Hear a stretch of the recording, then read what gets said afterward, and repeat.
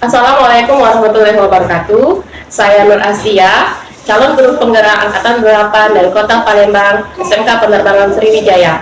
Pada kesempatan ini saya tidak sendiri dalam rangka menyelesaikan tugas demonstrasi kontekstual modul 3.1 tentang pengambilan keputusan berbasis nilai kebajikan. Maka saya akan mewawancarai salah satu kepala sekolah yang ada di Kota Palembang, yaitu Ibu Asri Agustini, SPDSD, dari Kepala Sekolah dari SD Negeri 242 Palembang. Assalamualaikum Ibu. Waalaikumsalam. Apa kabarnya? Alhamdulillah baik. Alhamdulillah. Sebelumnya terima kasih banyak ya Bu sudah meluangkan waktu sehingga kita bisa berbincang-bincang.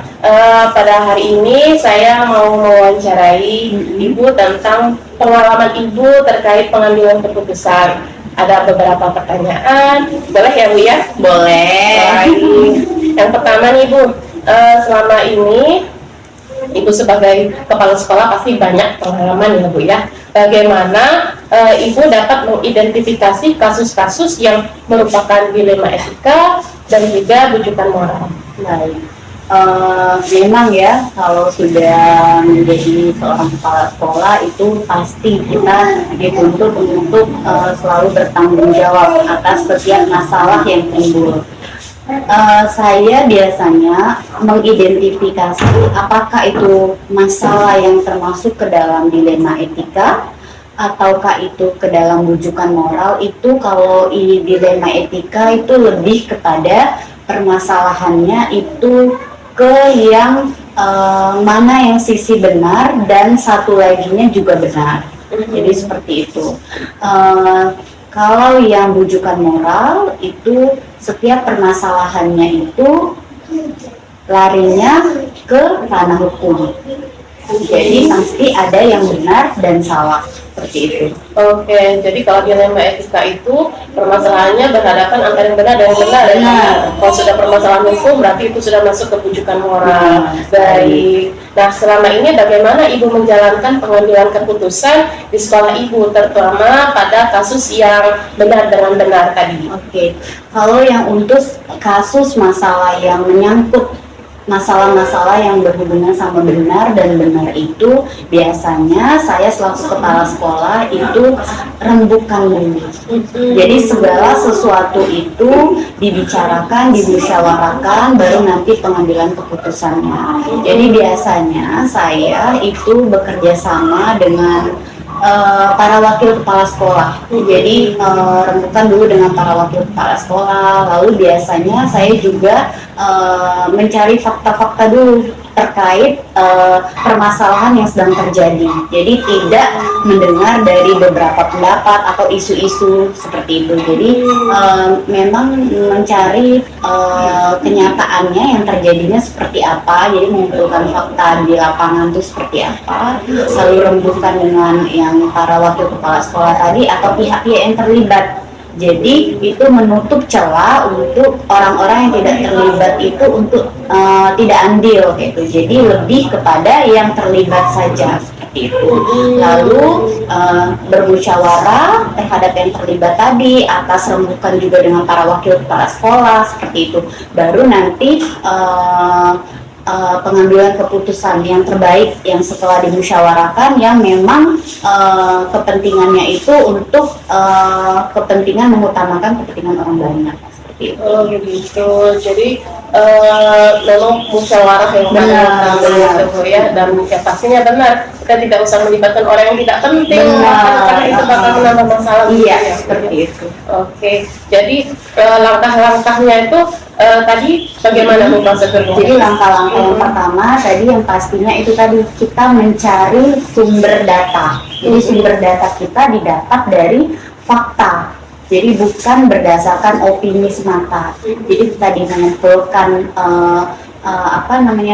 permasalahannya itu menggali fakta-faktanya seperti itu, apa yang memang sedang terjadi, lalu bermusyawarah dengan pihak yang terlibat, bermusyawarah dengan pihak yang terkait seperti itu biar bisa menjadi memberikan bantuan solusi yang terbaik kan. Jadi kita tidak memikirkan atas kepentingan kita semata seperti itu. Lalu baru rembukan terhadap solusi yang terbaik seperti apa.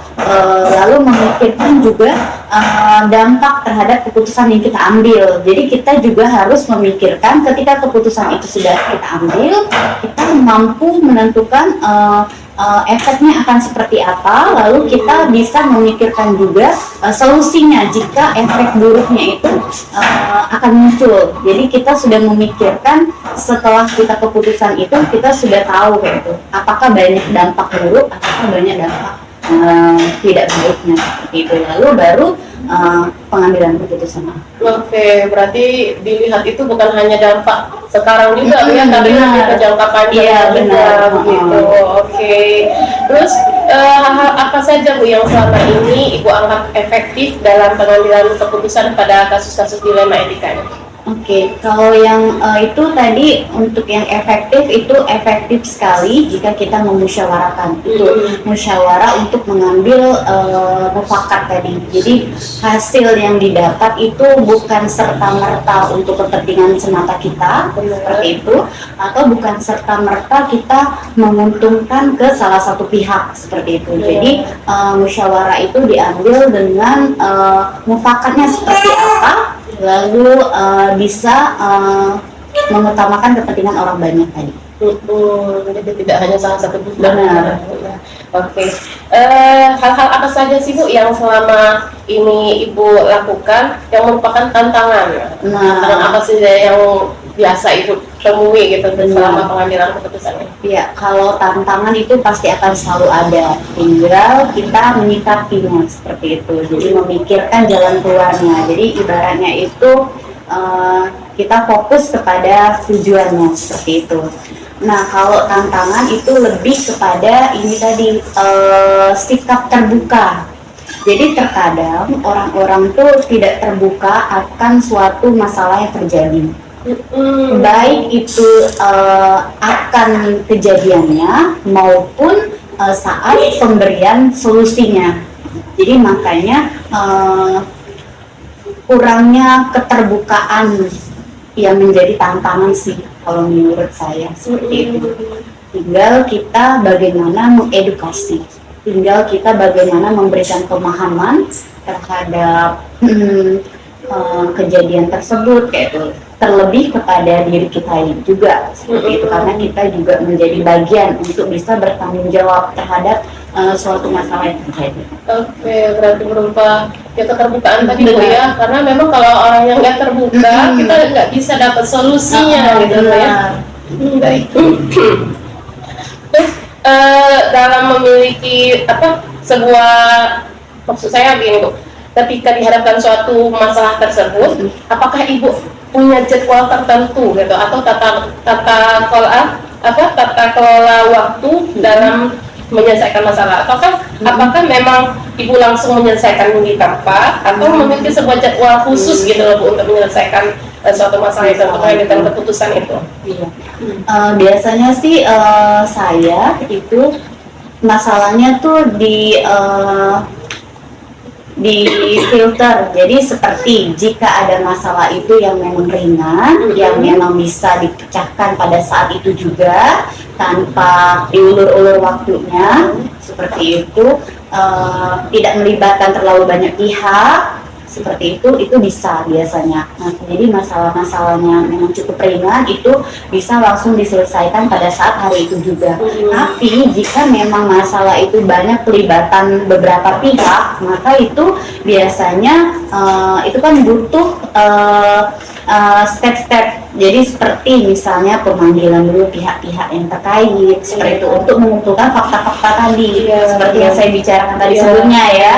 Jadi seperti itu. Jadi pengumpulan fakta-fakta dulu, terus saya memanggil pihak-pihak yang terlibat, pihak-pihak yang terkait seperti itu, yang bisa memberikan bantuan solusi atau pemecahan masalah dari beberapa pihak yang saya panggil tersebut. Lalu baru pemecahan solusi yang terbaiknya. Jadi seperti itu. Jadi memang lebih kepada jenis masalahnya sih, seperti itu. Ya, tergantung dari masalahnya. Kalau memang yang mudah atau masalah yang tidak terlalu berat, langsung kita eksekusi. Iya, benar. Seperti itu. Kemudian, adakah Bu seseorang atau faktor-faktor yang membantu Ibu untuk mempermudah menyelesaikan masalah atau untuk mengambil keputusan ini?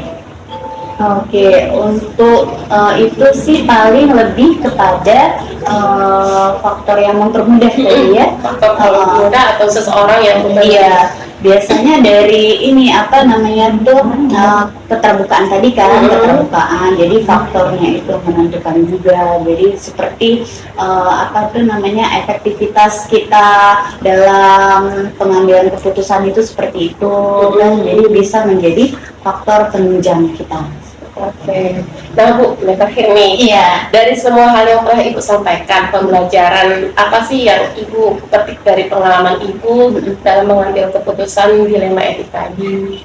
Jadi banyak sekali pembelajaran yang bisa kita ambil. Itu salah satunya itu dalam pengambilan keputusan memang kita harus banyak melakukan referensi, maksudnya banyak tahap-tahapan yang memang tidak serta-merta semua masalah itu langsung kita tentukan solusinya.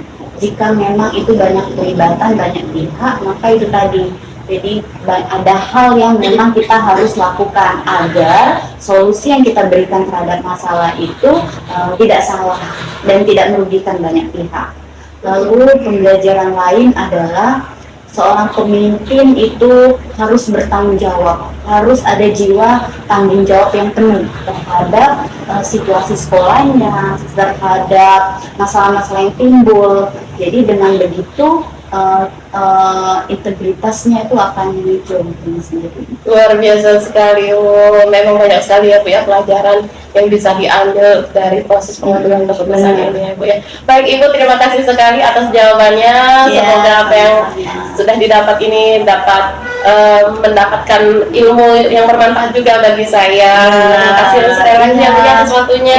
Assalamualaikum. Waalaikumsalam warahmatullahi wabarakatuh. Baik, demikianlah wawancara yang saya lakukan kepada Ibu Asri. Semoga semuanya mendapatkan ilmu yang bermanfaat. Terima kasih. Assalamualaikum warahmatullahi wabarakatuh.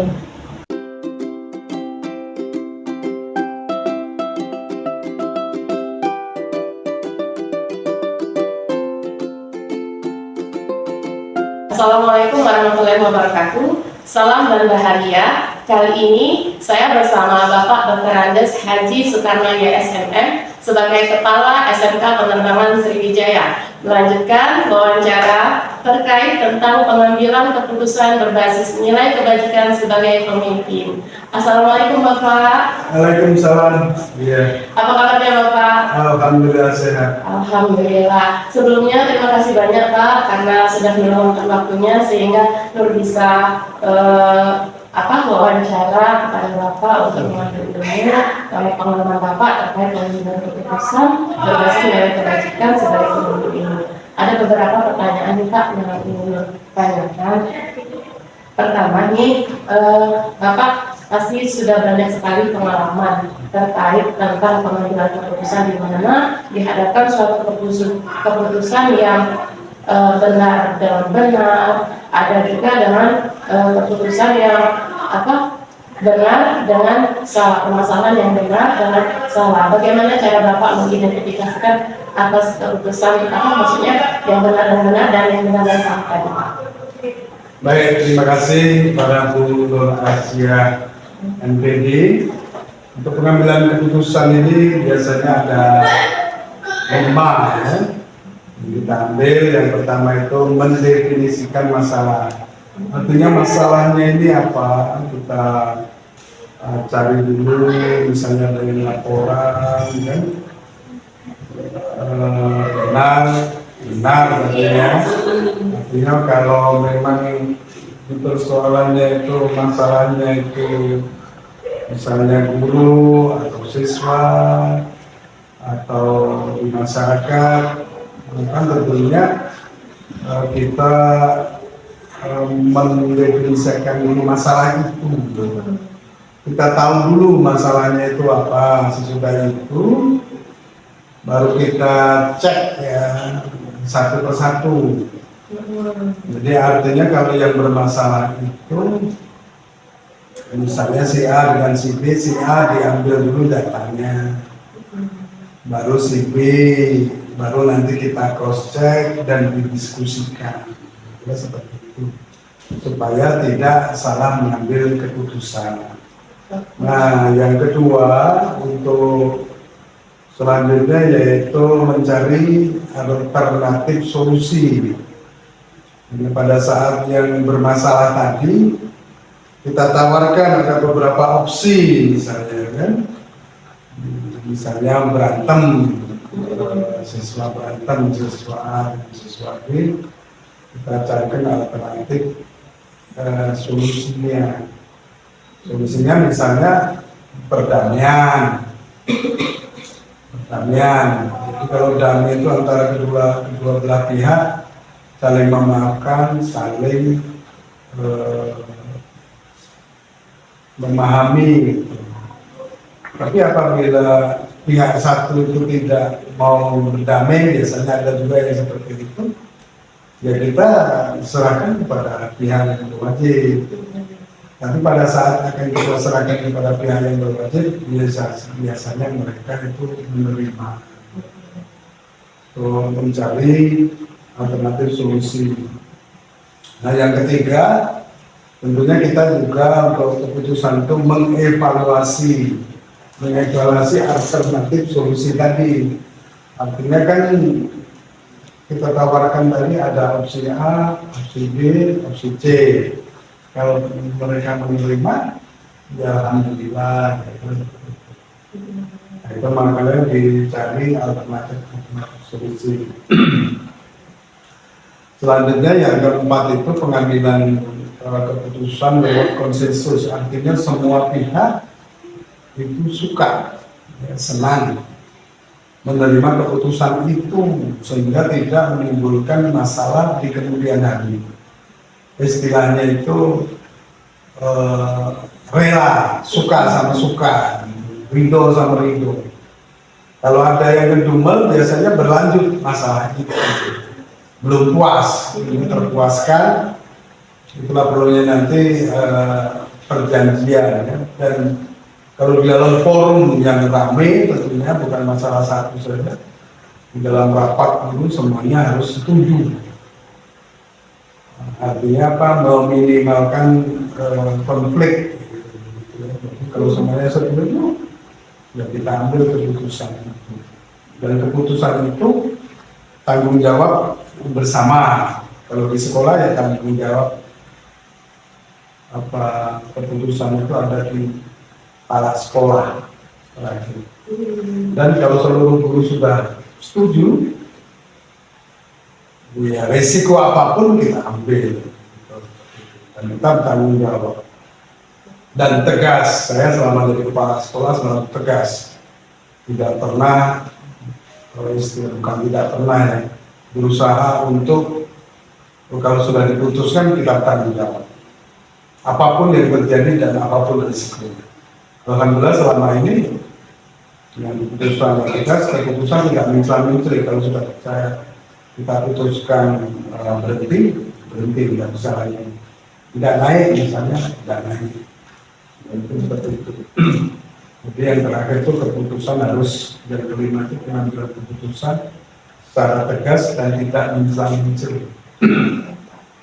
Baik, berarti bisa menurut Pak ya, pertama itu mendefinisikan masalah, dicek satu persatu, diambil datanya gitu Pak ya, kemudian mencari alternatif solusi, kemudian dievaluasi, kemudian hasil keputusan itu harus semuanya rela gitu Pak ya, konsensus tadi, dan yang pastinya bersikap tegas. Nah, pertanyaan selanjutnya Pak, selama ini bagaimana Bapak menjalankan pengambilan keputusan di sekolah Bapak, terutama pada kasus-kasus yang dimana kepentingannya itu memiliki nilai sama-sama benar atau memiliki nilai yang sama-sama mengandung nilai kebajikan gitu Pak? Ya, untuk mengambil keputusan yang mempunyai nilai sama-sama benar ya alhamdulillah. Yang penting keputusan itu harus tegas, ya, sifatnya itu bijaksana, tidak menyakiti sana sini. Kalau benar-benar ya alhamdulillah, gitu kan, begitu kan. Oh, berarti terlalu ini ya Pak ya, maksudnya tuh dalam artian jika salah satu benar juga masih baik gitu Pak ya, keputusannya seperti itu. Yang penting masih dalam skala prioritasnya gitu Pak ya. Oke, selanjutnya Pak, langkah-langkah dan prosedur seperti apa yang biasa Bapak lakukan selama ini?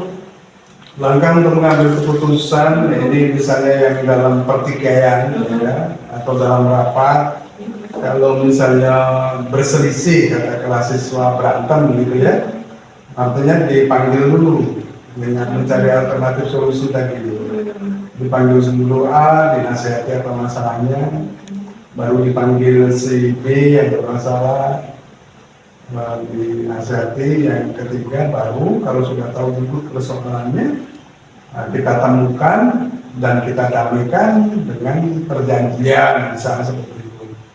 Tapi aman untuk guru ya saya kira semuanya seperti itu ya. Kalau di dalam rapat ya tentunya mengambil suara terbanyak di dalam forum itu untuk mengambil keputusan suara terbanyak seperti itu. Oke, berarti melalui musyawarah gitu ya salah satunya. Selanjutnya Pak, hal-hal apa saja yang selama ini Bapak anggap efektif dalam pengambilan keputusan pada kasus-kasus dilema etika? Dilema etika tadi itu yang kasus di mana benar dengan benar tadi Pak. Kalau dilema etika, jadi kalau etika ini mungkin pelanggaran-pelanggaran terhadap hukum gitu ya, atau pelanggaran-pelanggaran terhadap peraturan misalnya itu kan untuk etika. Saya kira ya sama ya, ada 5 cara tadi itu masalah yang definisi masalah, mencari alternatif masalah, mengevaluasi alternatif masalahnya, selanjutnya mengambil keputusan lewat musyawarah atau konsensus. Keputusan mesti selanjutnya harus tegas dan bijaksana. Artinya memang sesuai dengan langkah-langkah yang sudah Bapak sebutkan tadi ya, sehingga itu menjadi efektif. Nah, apa saja sih Pak tantangan Bapak dalam pengambilan keputusan terhadap kasus-kasus ini? Tantangannya kalau untuk misalnya mengambil keputusan, pasti orang ini kan ada yang tidak setuju, pasti itu. Artinya kalau kita mengambil keputusan harus memenuhi quorum ya. Kalau 2/3 setuju, ya itu dianggap keputusan itu sudah memenuhi gitu ya. Karena rambut sama kepala sama, rambut sama hitam, otaknya beda-beda, pikirannya orang beda-beda, pasti ada saja yang tidak setuju. Nah kira-kira seperti itu. Oleh sebab itu, ya kita punya sikap apabila 2/3 dari yang hadir itu dalam musyawarah rapat setuju, ya kita harus tetap mengambil tindakan yang tegas kan. Seperti itu, tegas, bijaksana, tidak menyakiti sana sini, dan yang orang yang tidak setuju diusahakan dengan keputusan itu dia yang berbeda. Baik Pak, selanjutnya apakah Bapak memiliki sebuah tata kelola atau jadwal tertentu dalam pengambilan suatu keputusan? Atau apakah Bapak langsung menyelesaikan di tempat? Atau memiliki sebuah jadwal khusus untuk menyelesaikan dan bentuk seperti apa, bentuk prosedur seperti apa yang Bapak jalankan? Jadi begini ya, terkait setiap masalah itu tidak bisa ada jadwal-jadwal penundaan. Terus seperti itu. Jadi kalaupun ada masalah segera diselesaikan. Kata orang Palembang itu cepat lima bagus, semakin cepat semakin bagus. Karena kalau masalah itu ditunda, khawatirnya masalahnya tidak selesai, nambah. Jadi setiap masalah harus segera diselesaikan satu persatu sehingga tidak menimbulkan masalah. Saya kira mungkin itu ya. Kita cepat, tepat juga hanya itu, harus tidak cepat. Tidak sampai merembet kemana-mana. Sedini mungkin masalah itu diselesaikan. Seperti itu. Berarti sesegera mungkin Pak ya, supaya tidak menambah masalah baru. Kemudian Kak, adakah seseorang atau faktor-faktor yang membantu Bapak untuk mempermudah dalam pengambilan keputusan? Oh ada, kalau kepala sekolah ini dalam mengambil keputusan tidak sendiri, kan kita punya wakil kita ada wakil kurikulum, wakil kesiswaan, wakil humas, sarana prasarana, dan ada bidang kesiswaan. Ini untuk mengambil keputusan terutama di sekolah, dan ada juga pihak guru. Ada wali kelas juga. Kalau ada siswa di sekolah yang bermasalah, tentu yang dipanggil dulu wali kelasnya. Sesudah itu baru nanti naik ke wakil pembina OSIS-nya, itu siswanya. Semua diajak rapat atau musyawarah yang dalam pengambilan keputusan tadi lewat konsensus atau lewat musyawarah. Oke, berarti memang tidak sendiri Pak ya? Tidak boleh sendiri. Untuk para wakil dan guru-guru dalam nanti setiap permasalahan. Nah Pak, ini yang terakhir nih, dari semua hal yang telah Bapak sampaikan, pembelajaran apa sih yang dapat Bapak petik ketika dari pengalaman Bapak dalam pengambilan keputusan? Ya, pelajarannya itu tadi, setiap masalah harus segera diselesaikan. Jadi tidak ada PR-PR masalah-masalah yang rumit tentunya ya. Itu segera diselesaikan. Kalau ada delay itu harus segera dihilangkan. Ada pertikaian segera dihilangkan. Persoalan-persoalan baik di akademik non akademik semuanya diselesaikan dengan baik sehingga sekolah ini berjalan dengan lancar, siswanya nyaman, guru-gurunya juga nyaman, tidak terjadi hal yang tidak diinginkan, dan bisa mengantarkan anak didik atau peserta didik ini belajar dengan baik, sehingga mempunyai kepercayaan atas masyarakat yang baik kepada institusi SMK Tengah Bali khususnya. Baik Pak, terima kasih banyak Pak atas jawaban Bapak yang sangat-sangat bermanfaat bagi saya khususnya. Semoga ini juga dapat bermanfaat bagi teman-teman yang lainnya juga. Oke. Demikianlah wawancara saya kepada Bapak Dr. Andes Hadi Soekarno SMM sebagai Kepala Sekolah SMK Penerbangan Sriwijaya. Semoga kita semua mendapatkan ilmu yang bermanfaat atas percakapan kita pada hari ini. Wassalamualaikum warahmatullahi wabarakatuh. Waalaikumsalam warahmatullahi wabarakatuh.